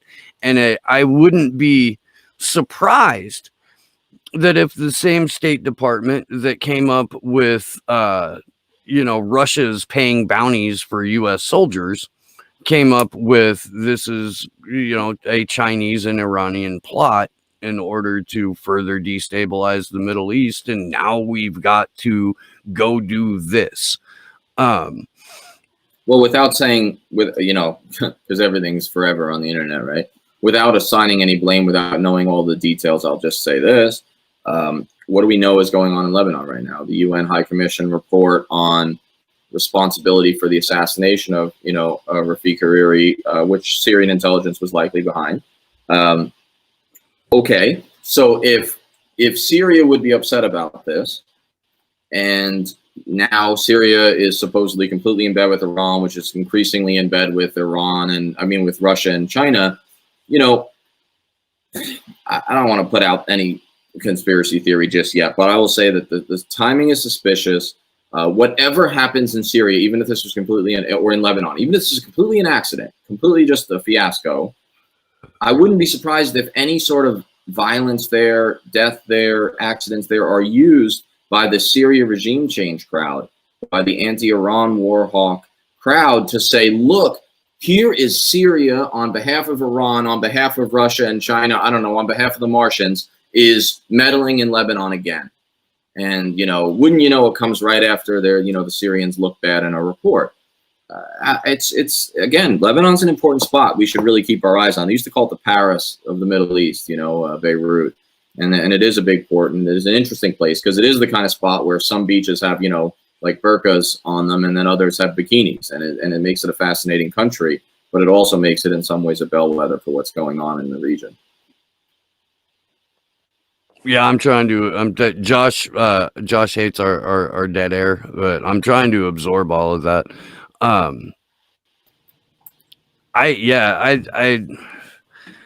I do kind of occasionally wander into conspiracy land, but with something like this, it seems to me, you know, that not having spent, you know, time in Lebanon, or not having spent any sort of significant time in the Middle East. I visited once when I was a kid, you know. What the U.S. State Department appears to want more than anything is another Cold War, and they want that to be as protracted as possible. And if a warehouse in Lebanon is the thing that gets them their Cold War, then absolutely 100% they will do that. It's almost like at this point, this fucking sham of a presidential election is more about what part of the world we're starting our Cold War in next. And Trump and Pompeo and the rest of those fucking demons seem to just have the biggest hard on in the world for China. And China's an emergent power, and China does threaten the US in terms of like global supremacy. So I see that. But for whatever reason, the Democrats have just fucking set up camp right there on the border of Russia, screaming and using the exact same phraseology that they were using 40 years ago to describe the Soviet Union. And I don't see the logic in it, but I'm not big on, forever wars. So maybe if I was, I would see the logic in it. I don't know. Can anybody fucking help me with this one? Why? It's like how Ray McGovern says they do the same. The intelligence community does the same shit over and over again because it works. Yeah, they found a formula that works and they stick to it. I mean, it really is the same thing over and over and over again. And I am just always curious, how many times does your government get to lie you into war before your sense of skepticism kicks in? Why are people still so willingly going along with shit like this? Like, because there's a significant amount of the population that will roll right along with Rachel Maddow telling them that we need, do you know what I'm saying? Like, it's incredibly frustrating because how many times do they get to lie before people figure it out? I mean, the more dangerous part is the larger portion of the population that doesn't even know that we went in and completely destroyed Libya. To me, that's even more dangerous than the neoliberals and the neoconservative portions of society that they've built through propaganda, because it's ultimately the people that know, that don't care, that are the actual wicked ones. Because the people that are doing the horrible things are doing it because the people that have the power to stop them won't. I mean, we're getting, we're getting later in the night, but so I won't go on a huge digression. But I'm so glad you brought up Libya, because like only a sick country, right? Only a sick country and a sick media that will repeat its propaganda would do the following, and we do it repeatedly. Okay, so we break Libya, we destroy Libya under false pretenses and a whole bunch of lies. Libya then fractures into civil warring parties, two major ones. One of them being a former CIS warlord general. The Russians decide to have the temerity to back, right, in some way, that warlord, Khalifa Haftar. And then we scream to high heavens, how dare you back one of the sides in the civil war that we created?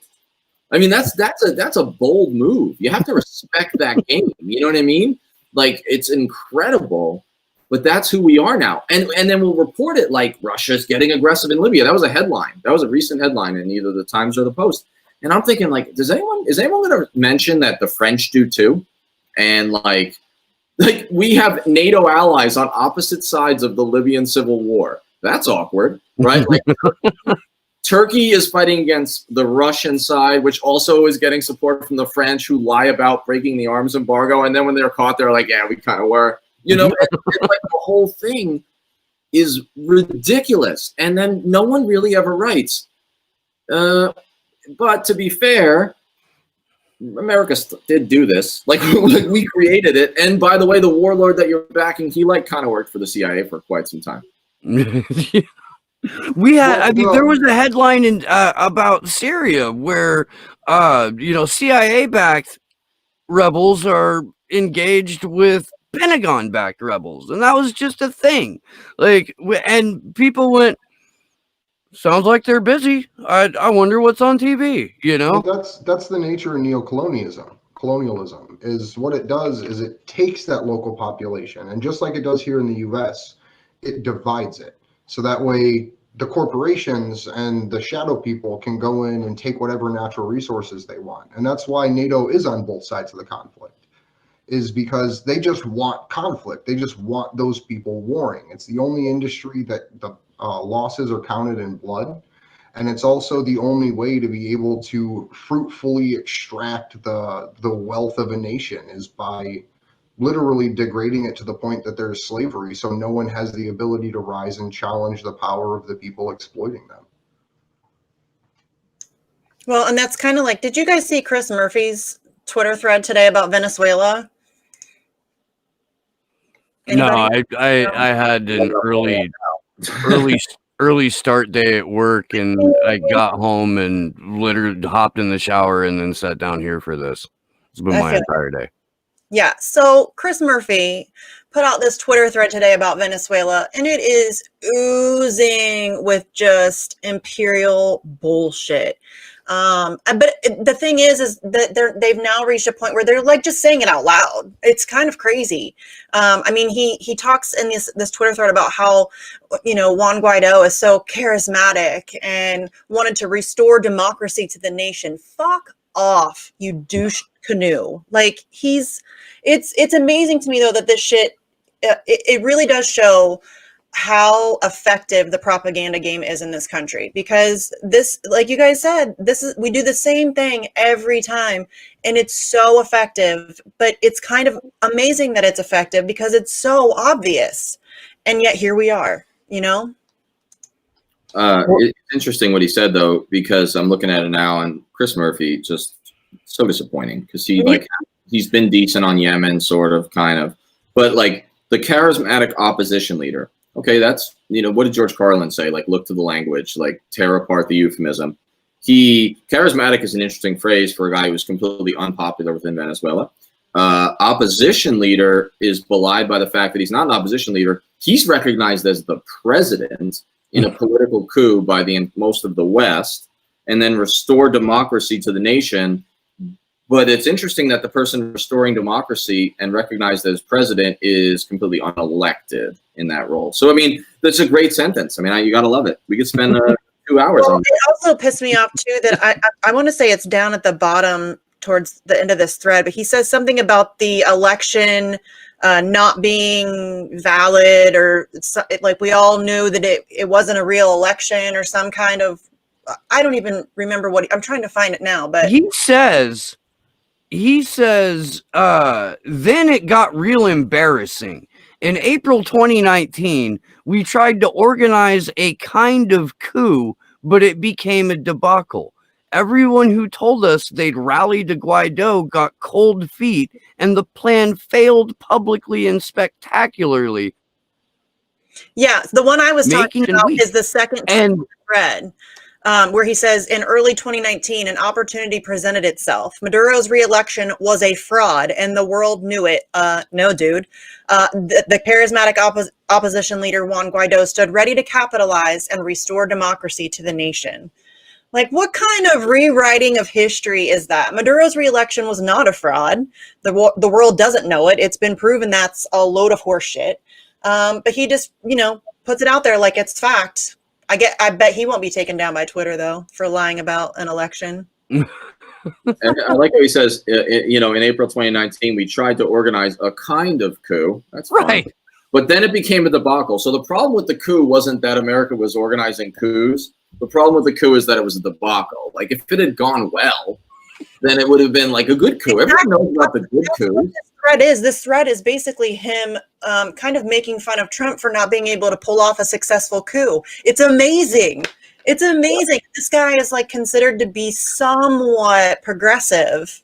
And he's laughing at Donnie Johns for improperly overthrowing a democratically elected leader of a Latin American country. Yeah. He's like, hey, when my party does coups, when Saint JFK does coups, presidents and their brothers are executed in the streets. That's how we roll. Right? Okay, Donald, get your shit together. Fuck, man. Once again, the Democratic Party attacking Trump from the right. We live in a fucking cartoon. We do It's indeed. true. And look, man, I've never met Juan Guaido. I've seen him speak. I've seen him interact with other people. The dude is about as charismatic as the bottom of an ashtray. He's like the Howie Hawkins of charismatic, you know, like, there just isn't any.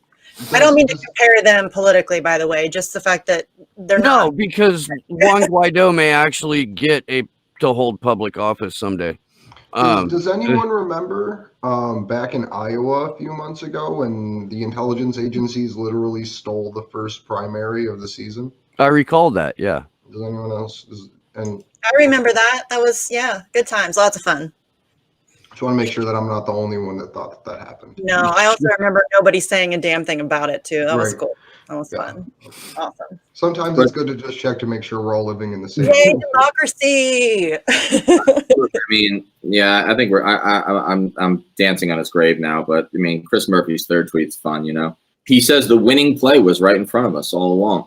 Bring together all of Latin America behind a transition or new free elections. Okay, what happens if Latin America is against you and doesn't agree? Or take the time to work with or neutralize Maduro's patrons, Russia and China.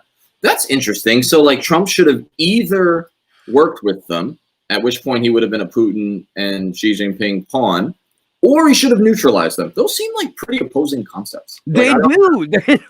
how do you do it? Like, either of those would have been fine, but Trump did what? Something in the middle? I don't understand what he's trying to say there.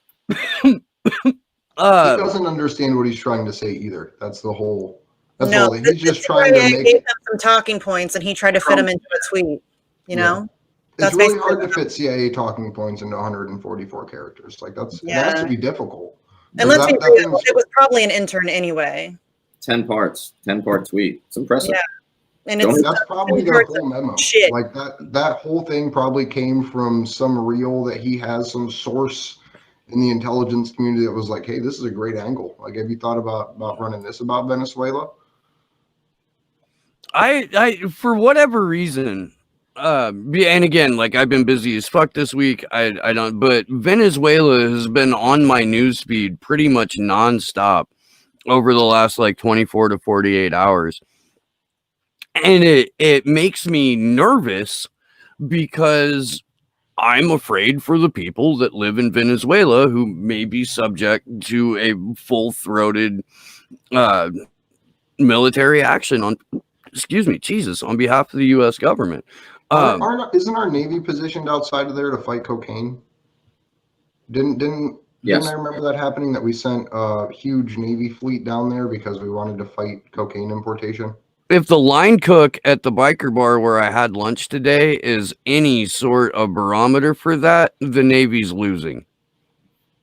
I also heard that bounties are really bad, that you shouldn't put bounties on people's heads because if you do, then that's evil. But I feel like this guy Barr, the Sheriff Barr from the Western, that is America's foreign policy, may have put like a bounty on Maduro's head publicly and a bunch of other people. But again, I mean, I don't know. That seems extraneous. I'm not sure it's relevant. Like $15 million or something like that. Hypocrites? There was a great comedy of errors that went down with that too, because there was an expat former Venezuelan general who had gone over to Colombia and was like part of this one of the coup attempts. And the day that he botched the coup attempt, his name went up with a bounty on it for being a narco trafficker. Like 24 hours prior, he was our buddy. Well, yeah, it's just because they did it wrong. They have to bring in some new. Yeah, go ahead. No, go ahead. I'm sorry. I was gonna say, what we call you when you stop working with our CIA depends on like your religion and where you live. So like if you're like vaguely Latin American and we don't like you, then we're like, you're a narco trafficker, you know?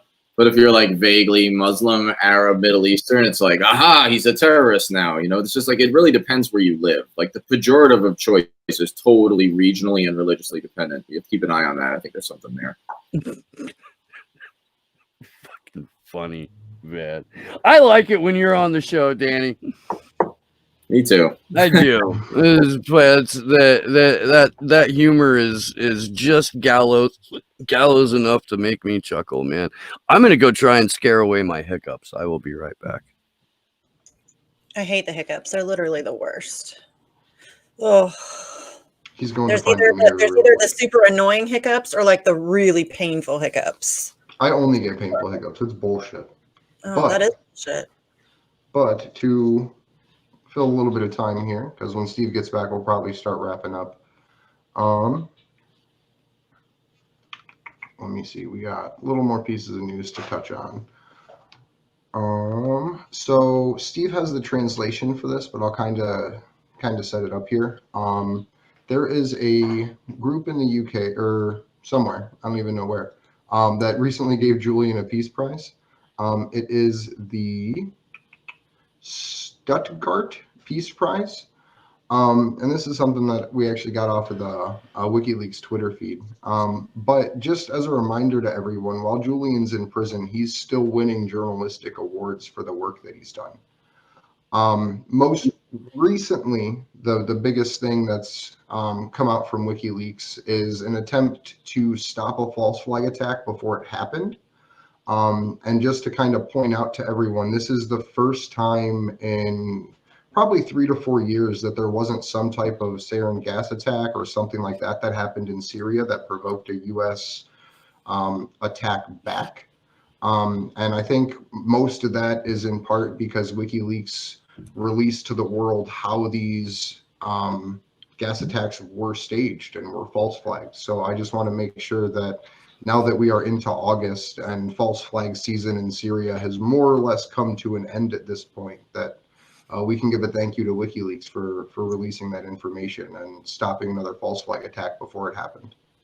Well, and if we're trying to waste some time too and talk about some things that WikiLeaks has managed to accomplish, I was thinking about this the other day about how, like right in the middle of, his being in the embassy and knowing that he was really, up against it and, starting his battle with the United States government, they still publish Vault 7. And that's kind of amazing if you think about it. Like the balls that takes to already be public enemy number 1 of the United States government and intelligence agencies. And then to release the largest CIA leak in history right in the middle of all that and still just do it because it's the right thing to do. That's pretty amazing. I was thinking about it the other day and I was just like kind of shook by how awe-inspiring that is a little. Without the CIA having any knowledge that it took place too. Yeah. Because there was an article not too long ago that was quoting someone at CIA saying, if they hadn't have published, we wouldn't have known that they had this information. Like there was nothing set up in-house in the CIA to detect that this information had left. Like that's hubris to the point of being sloppy. Yeah, Keystone Cops foreign policy. Oh yeah. Did you want me to pull up the article about the Stuttgart Peace Prize? Yes. Jesus, man, that didn't work. I'm about to freak out on my hiccups.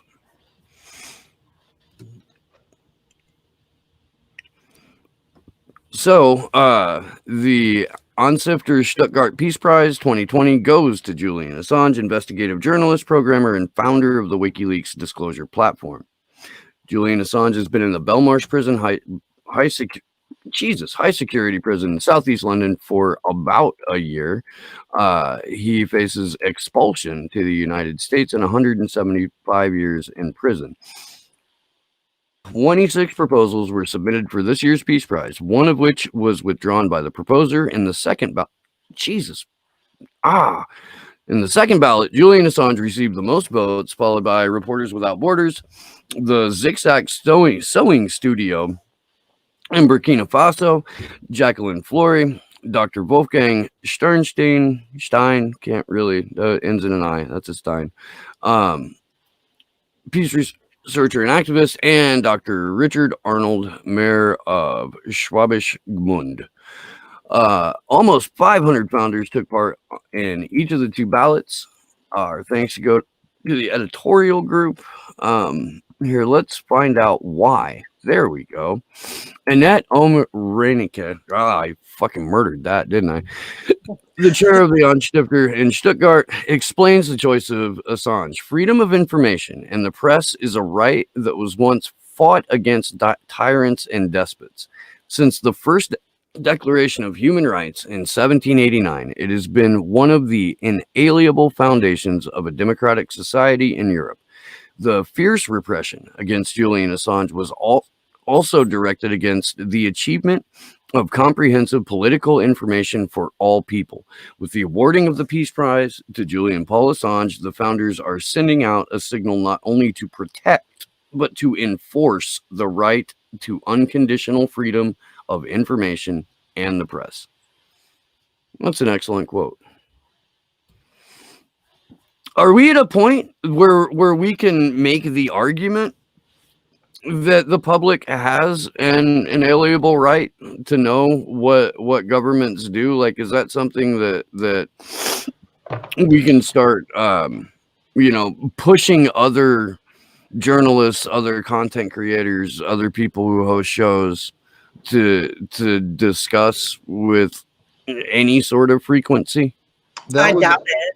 That was actually the very first note I took from the very first thing that Dan had talked about. And we had talked as a group about the idea of having nothing to hide, so why does it matter if people look? That should no longer be something that people say in relation to themselves. It should be something that people say in relation to how they view their interactions with their government, whether it's on a local level, a state level, or a federal level. And I think it should be, and not to make it humorous, but down to the point that the businesses and the people that support you should be logos and patches, like literally, if not just on the signage behind you, because in every other situation, all of your advertisers have to be known. You have to put, this includes a paid promotion by, and I feel like our politics shouldn't be that different. And when people see Raytheon and Boeing and UC Global and all of these banksters having their logos and faces behind the politicians, it'll make them change who they support. Well, and just as far as like being able to know what your government is doing for you, I think it was Caitlin Johnstone who put out a tweet. Damn it, I mention her in almost every show I do, y'all. It's not intentional. And anyways, but she put out a tweet something about how like the more power that you have, it's like the inverse reaction of like how much privacy you should be entitled to. So if you're an elected official and you're, a senator or a congressperson, you don't really have any more right to privacy. You work for us now. And I don't understand why there would be people who would argue against our right to know what our government's doing in our name. I want to know. I think that anybody who trusts our government to just do the right thing is an idiot, Someone needs to create a ledger. It'd be really difficult, but I think the evidence is out there. A ledger of American history, say since World War II, showing the risks and the costs of every time too much information was given out by the government, right? Too much information was exposed, and all the cost and risk and outcomes every time things were hidden, right? That every time the government, was doing these things in secret. And I would like to, I know for a fact that ledger is very skewed in the direction of transparency being better. You can say that, but, and I'm sure people have proven it, but the ledger is pretty ugly and it's pretty one-sided. And I just really believe that if we're going to have a reflex in one direction or another, if our instinct is going to be towards something, to the extent that we're going to be binary, I don't know. I'm gonna lean towards transparency based on everything I've experienced and studied, and I think that seems like a pretty rational view. Although that's just what a crazy person would say. I mean, right there in like one of the first chapters of Cypherpunks, the concept of privacy for the weak and transparency for the powerful is discussed, and that doesn't mean that like you and I are weak. It just means that we don't have political agency. We're not an economic superpower. We're not making decisions, on the daily that affect millions and millions of people's lives, and that shouldn't be too hard of a sell. Like, it's not when you talk to people and you have this conversation separate from how they feel about Julian Assange or how they feel about politics. Like, just a broad conversation about this. 99% of the public is on the side of, yes, individuals need privacy and the powerful need transparency. It's when it comes to which powerful people, and the people who are of one political stripe or another will probably argue that their pet politicians or their favorite corporations deserve to do things in the dark and to not disclose anything from funny accounting to war crimes. And the Iraq and Afghanistan war logs showed us both funny accounting and war crimes. Danny, I want to thank you so much for joining us tonight. Will you please let everyone know where they can find you and where they can find your work? Absolutely. Glad to do it. And glad that we're doing the Fortress on a Hill coming up next week, you and I. So my website, skepticalvet.com, pretty much gathers everything together, and then do a weekly column at antiwar.com, as well as a whole bunch of other places extraneous. But and then my podcast is Fortress on a Hill, and we've had some great guests recently. So and Steve's about to be our latest coming up. So thanks a lot for having me and for just giving me the opportunity to pontificate, make dark jokes, and hopefully say something valuable somewhere in there. Yeah, thanks for being here. You're always a great guest. I think the last time you were on, I was also on, so it's always fun to have you here. But I'm Misty. You can find me on Twitter at Sarcasm Stardust. I also have a new show with my friend Jesse. It's called Facts on the Ground. If you guys just search that on YouTube, you can find it that way. But yeah, don't forget to share the GoFundMe link for the trip to DC. And yeah, just thanks for having me on again, guys. I appreciate it. Absolutely. And I want to thank everybody in the audience for sticking with us and watching through. And I also want to thank everyone who has donated recently to the GoFundMe to make that possible, because it is huge to actually be able to get out there for 3 weeks and do this. We are working on developing to release the graphics. We have the event schedule laid out. So yeah, look forward to that to come. My name is Andrew Smith. You can find me on Twitter at Andrew Zigman. You can find us on Twitter at action_4 Assange. And you can find all of our calls to action, as well as updates on action4Assange.com. And this week, please don't forget, reach out to your city council people and ask them to make an emergency motion in support of Julian Assange, because there's probably only this one city council meeting left going into September. And that's, I don't know. Thanks, everybody. My name's Steve Buchanan. I host a show called Slow News Day. If you're looking for it on YouTube, you type in Slow News Day Podcast into your search bar. I am on Rockfin and D Live.